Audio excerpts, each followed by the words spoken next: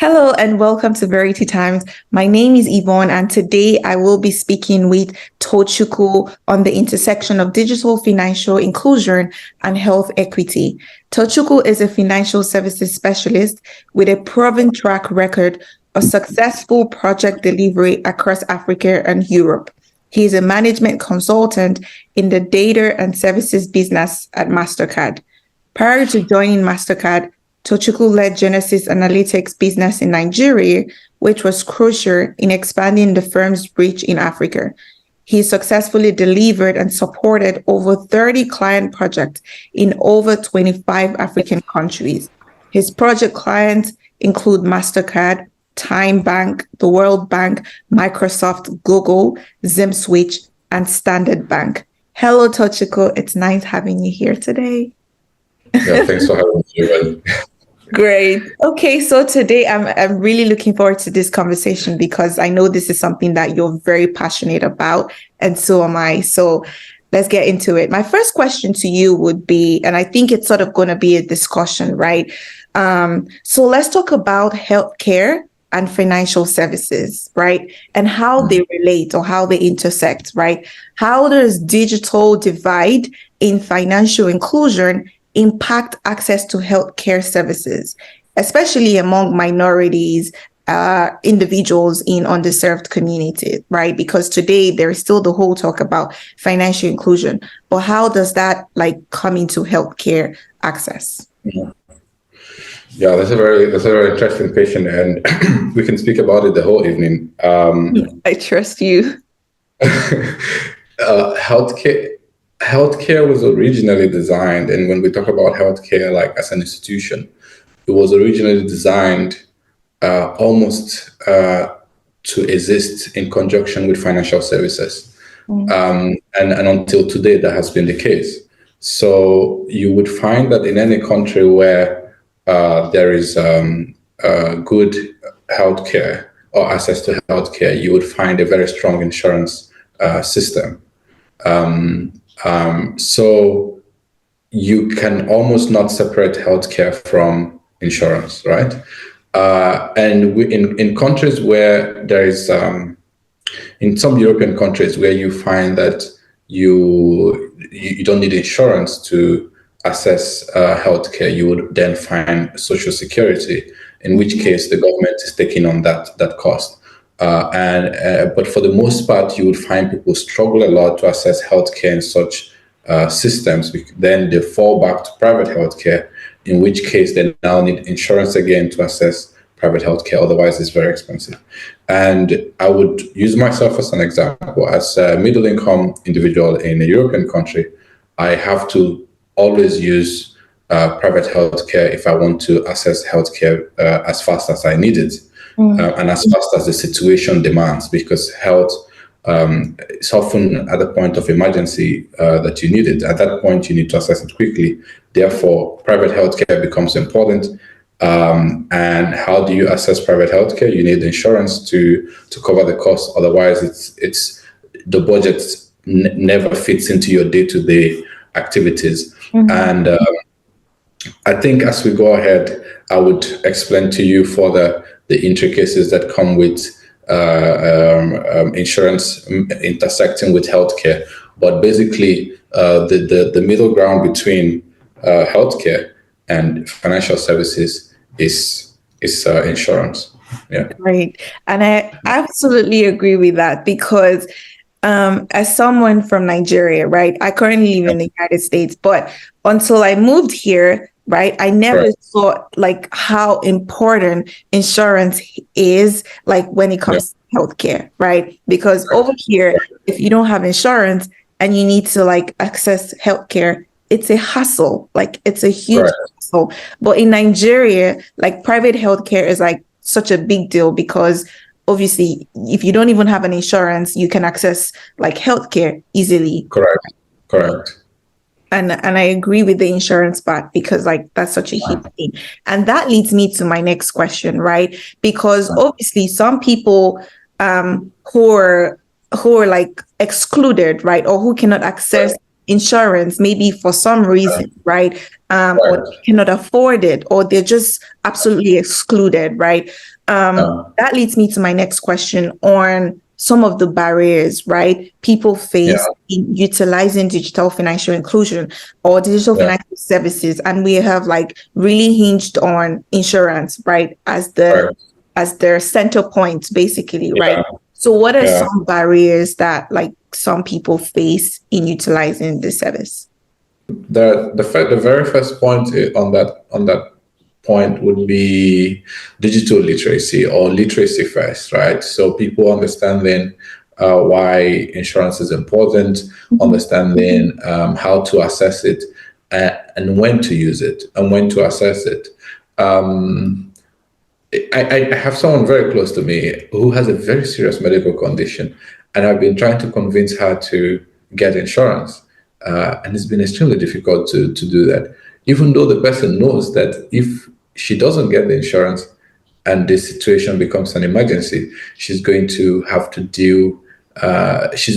raise donations to solve this health problem. But until today, and I'm not even sure when, the person will eventually decide to grab the insurance. So just being literate enough, because being literate and not being literate enough to understand the importance of insurance is a big challenge in Africa and in some minority communities, right? So literacy is a big point.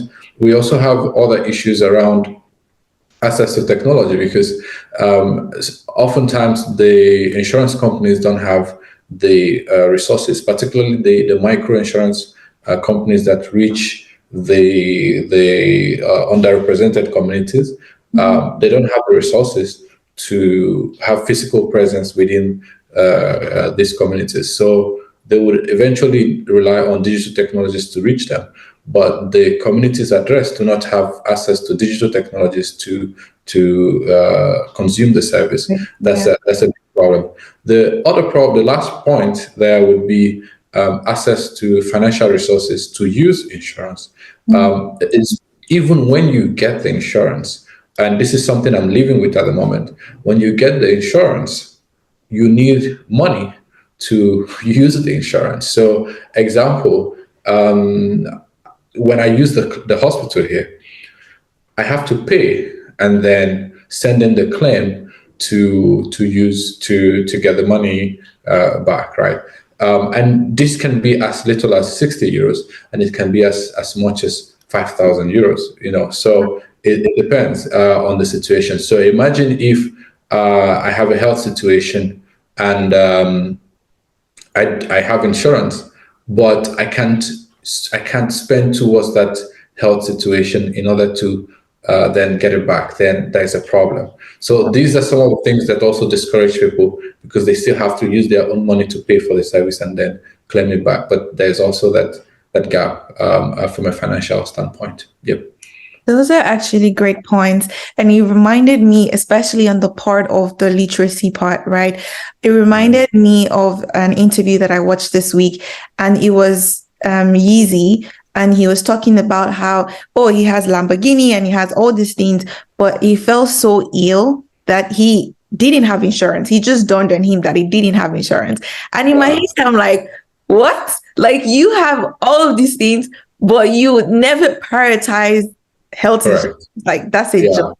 So the literacy part is very key, right? Because, to be honest, and again, that leads me to my next question though. So how about like for communities where people don't earn enough money, they know about insurance, but they cannot afford it? And you talked about the money part, right? Where you also need money to access these things. And so my next question will be, how can like digital financial services be leveraged, right, to provide affordable healthcare financing options for low-income communities?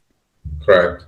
Yeah, a big one. We've seen some governments around the world establish microinsurance regulations to make insurance affordable to more people. And microinsurance there just means that the benefits are streamlined to the needs of these communities. There are so many things that a typical insurance would offer you that you almost would never use, and but the insurance company would have to make provisions for that, which then makes the insurance package much more expensive. A very good example is if I need insurance and you give me a global insurance. However, I do not travel more than once a year, or I probably do not even travel out of the country at all. I probably don't even have a passport. So why is my insurance a global insurance? Yet I'm covered globally, but I need it locally. So Right.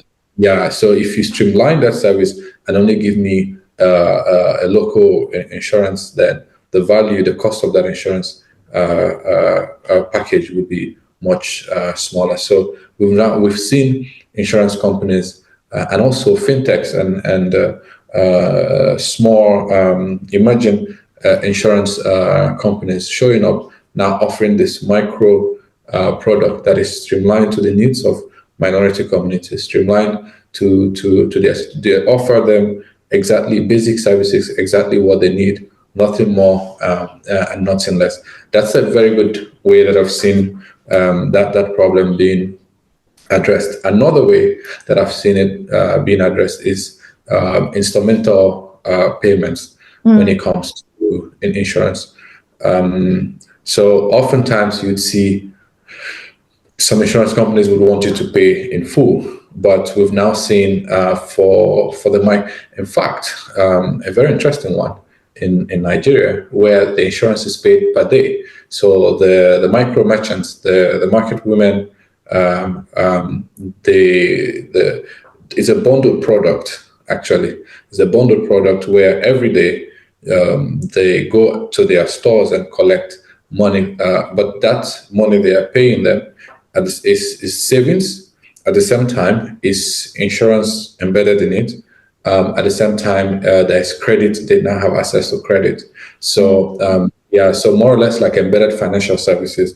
But one component, you make a deposit once, it covers your savings from that money, insurance, and access to credit. So that's another way where, in fact, that approach is working. The numbers from that particular company is amazing because the women involved do not actually sign up because of the insurance, which is interesting.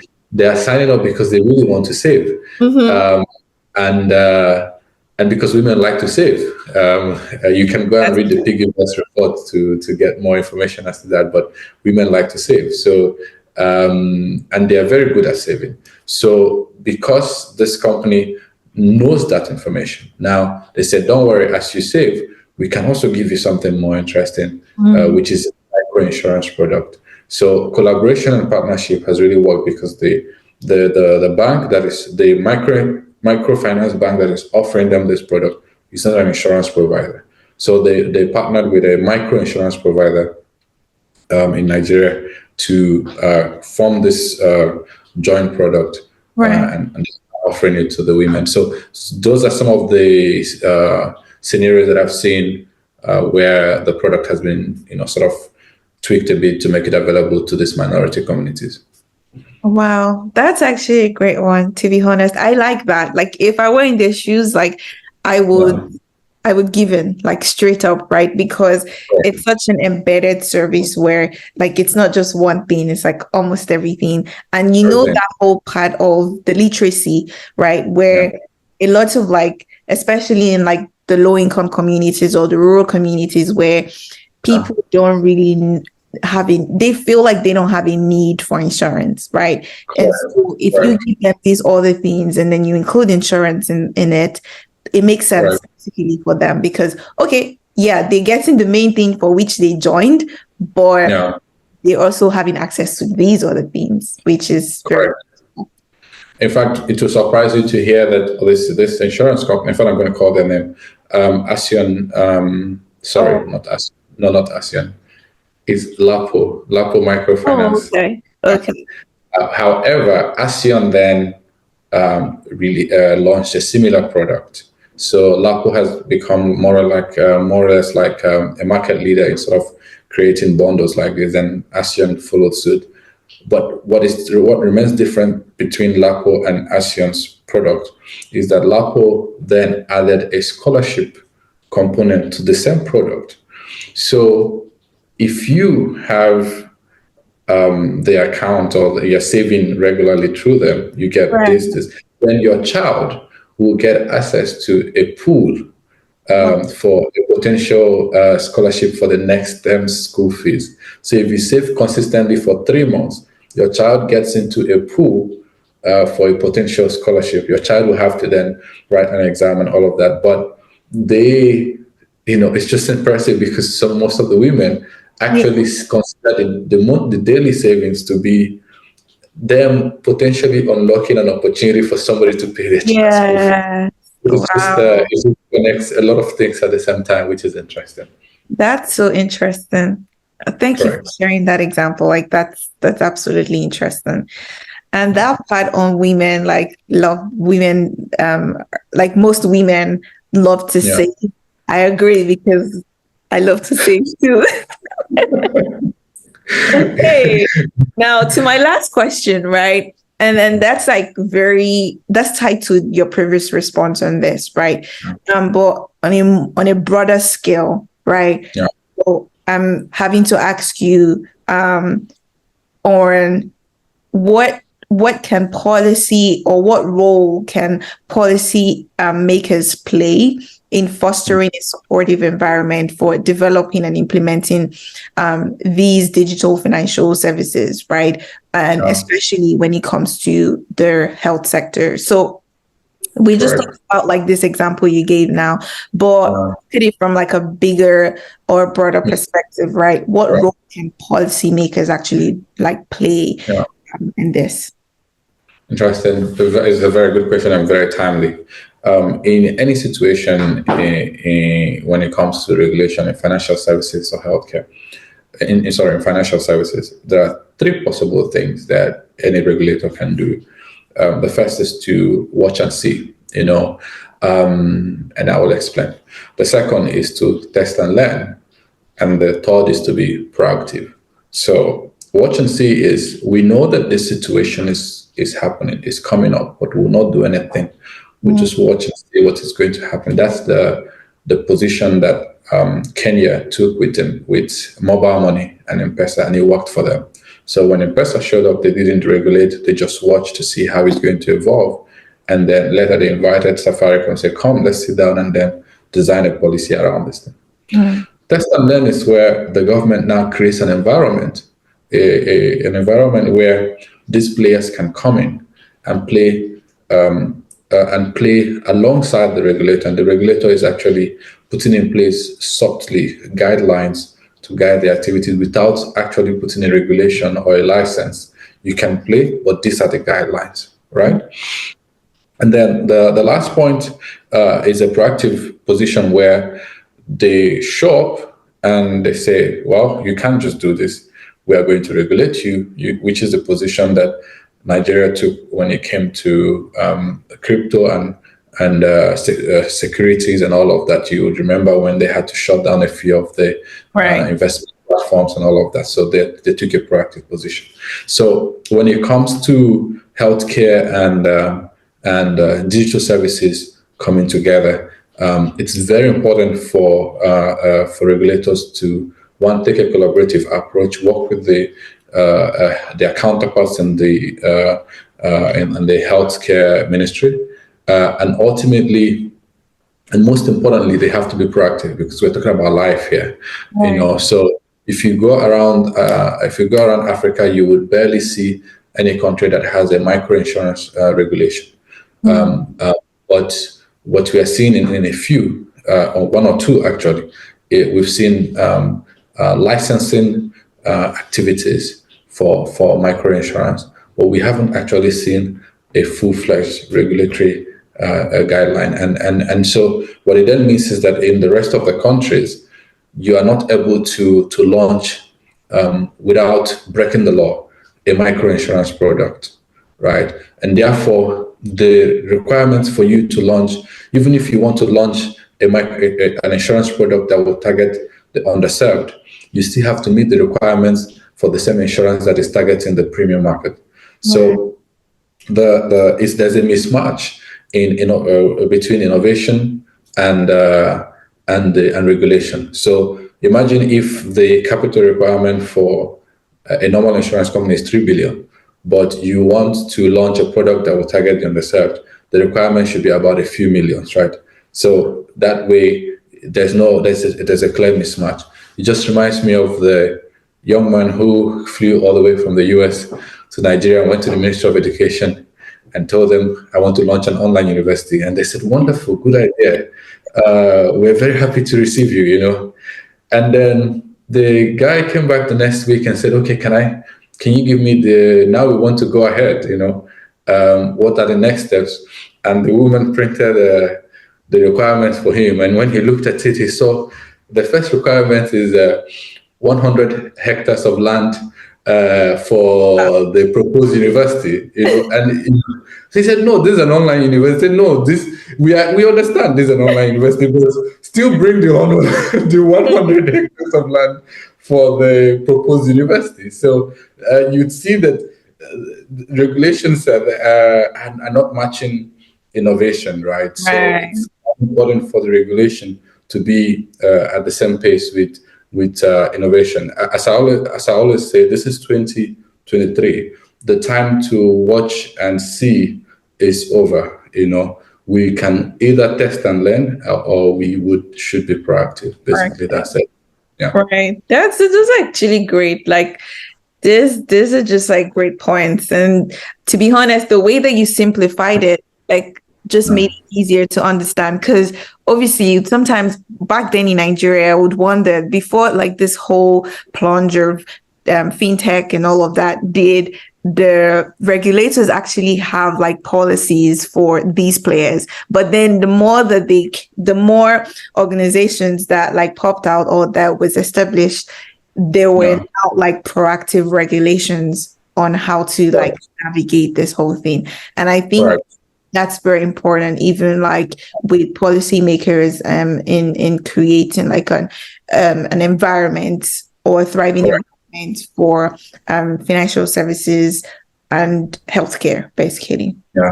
And I'll tell you, just as a last point, Nigeria is one of the proactive countries in Africa. If you go to other countries in Africa, you'd see fintechs begging the regulator to please regulate us so that we can be in the position to offer our services without breaking the law. Because often what happened in Nigeria, and which was why we saw a lot of fintechs showing up back then, was that they were able to consume the license of banks because the regulator was taking a watch and see approach to see how the solutions will work, you know, and therefore they did not object that banks should allow fintechs to consume their license.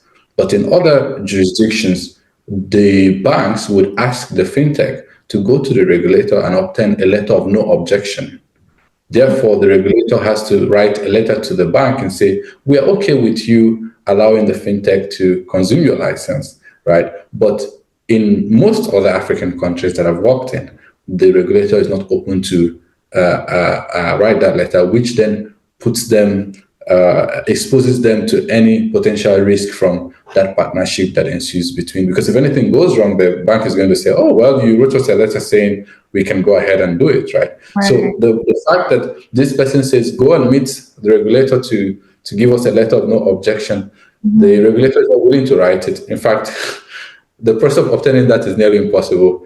Therefore, the fintechs are not able to move forward, right? And at the same time, they don't also have a license to acquire because the licenses have not been adjusted for their situation, right? So it's a bit of a wheel that just keeps turning. Nobody can catch anyone. Yeah, but these are the intricacies when it comes to technology, digital health, and all of that. The regulation is the missing piece. Great. Thank you so much. This was such a great conversation. I learned from it personally, and I know that like our viewers are actually going to learn from this, especially those even in both the developed and our sphere of developing countries, basically. Thank you for sharing from your wealth of knowledge. Thank you. Yeah. I mean,